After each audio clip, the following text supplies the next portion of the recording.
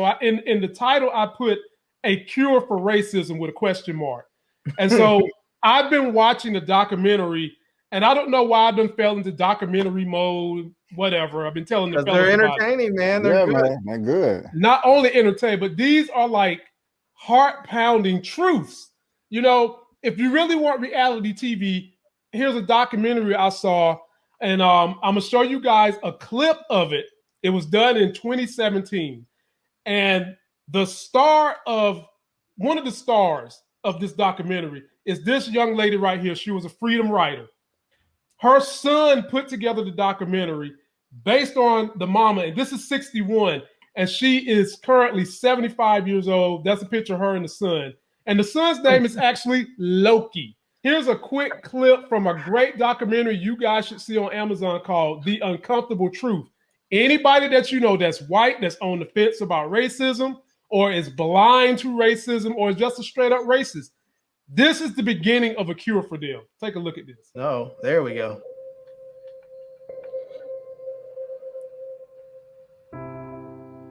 Before the war, our family had over 100 slaves. And when it ended, they were all told that they were free to go.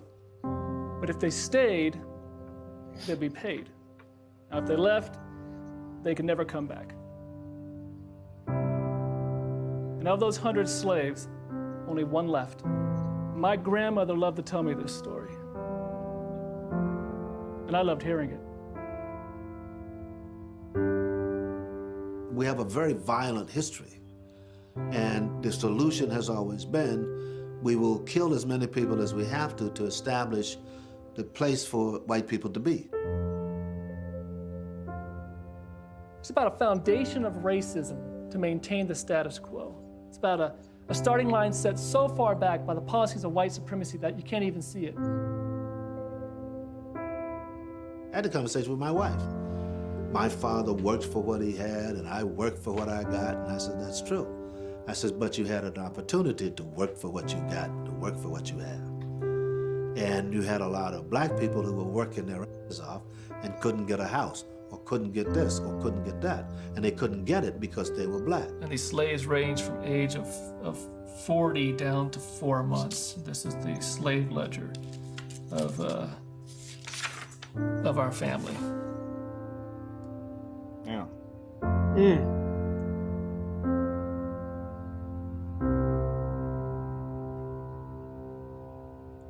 Ladies and gentlemen, not only was his mother, and let me put her up again because it was very rare that you got someone that was gonna put their life on the line as a young white person during the 60s. This is that guy's mother. This is Loki's mother, she's on the cover of a whole lot of African-American issues dealing with the 60s because she stuck her neck out there. And what made it so mad was she was so attractive to a lot of the white guys. They couldn't understand why she was hanging around with, they called us niggers back then. All right. Back then? Well, yeah, you got it. Since we got off the boat till now. And what he did was he did the family genetics of going and finding out who they was related to and how many slaves they owned, the history and all that, yada, yada, yada. The other guy was a freedom writer who was friends with her during her heyday, and they're still friends to this day. He gives the black perspective of what a black man had to go through from, y'all, it's just mind-blowing, from redlining, basically meaning that you come home from the war, they got a GI Bill they put in place. They didn't give you as a black person the money. And if they did give you the money, they would only give 1 out of 1,000 the money, and they would put you in a neighborhood where they want to move the white people out because they want to raise the property value. That was called redlining. He talks about how in slavery, how you was given a deed that had the name of a person on it, and you was property, and you paid taxes on that property that was a human being. He talks about how out of the first 7 presidents of the United States, you guys would not believe how many of that 7 were slave owners. Out of the first 7, 6 or 7, 6 out of 7 were slave owners. No, I think it's 5.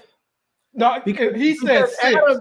because John Adams and his son were, I think both of them were Quakers and they didn't own slaves. Double check behind me and watch the documentary. It's on Amazon. It's called The Uncomfortable Truth. And then they bring everything together. They bring it all together on how the issues that slaves dealt with when they got off the boat are still going on to this day, or till 2017 when they did this documentary. It is a good watch, good read. B. Avery, I'm gonna give it to you first. Do you have any interest in taking a look at this story? 100%. 100%. I'm very interested. I'll probably try to watch it on Saturday. Okay.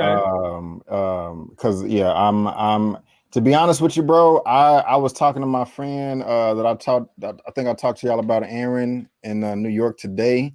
Okay. And I was like, man, I'm been kind of slacking as far as my engagement, with Black people and our plight and political and economic movement and growth and stuff like that. I was like, I just need to get back in it, and so this would be a great launching point for me. So I definitely will be checking it out. May even do a video or something. If you want to do one, we can. Or I may do one on my channel. What's the name? We can do it on your channel, B. Avery. Whenever you're ready, we can follow up on your channel, because it's so many gems and great statistics that they put with the historical information that Black people already know. Right. It might be a shock. The Uncomfortable Truth on Amazon, 2017. So, Larry, then that leads me to ask you: you gonna check it out, Larry? Yeah, man. I'm about to add it to my my list here, my playlist. I have an app I use to track the stuff I watch and want to watch. So I'm gonna check that out. So, ladies and gentlemen, I would encourage everybody to watch this, and don't be surprised if you don't see this T-shirt in the Life Gain store real soon. Joanna Muhammad is her name, and they've got footage of her standing in the face. I mean, they recorded the Freedom Ride. They got footage of her standing in the face of the police, spitting on her, telling her she's a nigger lover, all in this documentary. It is a great read and the beginning of getting people to understand just how biased they are, and they might not even know it. So check it out, my people. It's one of those things I feel like people need to truly recognize how important it is for people to have allies and any movement, any movement of people where people are trying to reach what they should have already, which are their simple human rights. And not to pivot too hard, but I feel like right now is one of those times where we all need to stand up and recognize that the Palestinians and over there in Palestine and Israel are being slaughtered, and they're having their homes stolen. They're literally just running into their homes and forcibly moving them out of their homes and throwing all their stuff out and just taking their property and their lives. They're bombing their neighborhoods, and it's one of those things where we need to be allies. We can't just stand back and watch it happen. We need to speak up and say something. Just like Black folks had allies and still have allies. I mean, we saw the protests that happened over the last summer when George Floyd passed, and we saw all those people that were white and Black, and we see people coming out and in support of our Asian brothers and sisters out there. When we're seeing all this stuff happen to them, we also need to remember that there are things that happen outside of the borders of our country that people are suffering. The Palestinians have been suffering for decades, and we need to make sure that we stand up and say they too are humans and they need to be treated with respect and dignity. Right on. I'm sure this with Lamont, because when you first started showing that clip, the gentleman was saying that right after slavery, how the slaves were set free, but if they stayed, they could get paid. Right. This is a documentary on PBS called Slavery by Another Name. You may be able to find it on Amazon, but I know the first time I saw it, it is on YouTube. So if you just want to look that up, you can. It talks about, like the 50 to the 100 years after slavery, 1865, how some of the conditions were even worse than slavery, and how, they just, slaves just couldn't get a job or work anywhere. I've seen it. I've seen that, man. I've been on that a minute, because I did a podcast with someone that was white, and I've got to dig that up because y'all would have loved that podcast. I've done this like 2 years ago, and he was talking about why didn't life get better for slaves once they was free. And I literally dropped the mic and said, "You damn fool! How would you feel somebody held you captive for, let's just say, 10 years of your life and then say go be free in a place where there's actual people hunting you down? Right. You don't have good skills. You can't read English. You don't have any allies. You're on your own. When you do try to venture somewhere, you don't know if you can trust the white guy that's coming to shake your hand. You know, and once I broke it down for him, and I did get some excerpts from this right here that you're talking about, it made him think. And one thing that this last documentary is going to tell you to do, try to engage people who don't know they have implicit bias or seem like they're on the fringe of being racism, because they all really believe that the Republican Party has got this thing set up where they're keeping dumb white people dumb and white because it makes it easier for them to placate them. Definitely. It makes it easier to placate them and keep them upset at the progress of minorities, women, and any other group you want to throw in there. Right, so, ladies and gentlemen, you got to check that one out. And it's another one I've been watching called The Politics of Hate. And when I'm finished with that, I'll get you guys back on that. So, ladies and gentlemen, we got your back, man.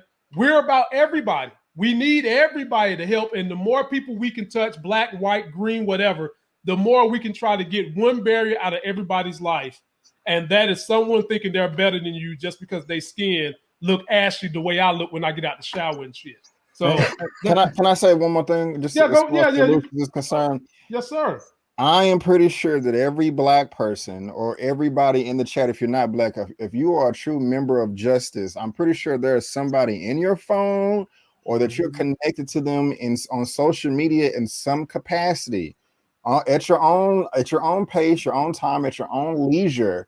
Find the people that are already doing the work and see how you can help them out. See where you get in, where you fit in. Okay, that is a solution right there. Whether it's politics, economics, education, labor law, whatever, just look and be like, okay, what is this person? Okay, they doing this over here. They're doing this over here. Okay, I may not be able to help this way, but I can help this way. Just see how you can help them out, because there are people right now, as this live is broadcasting, that are doing the work.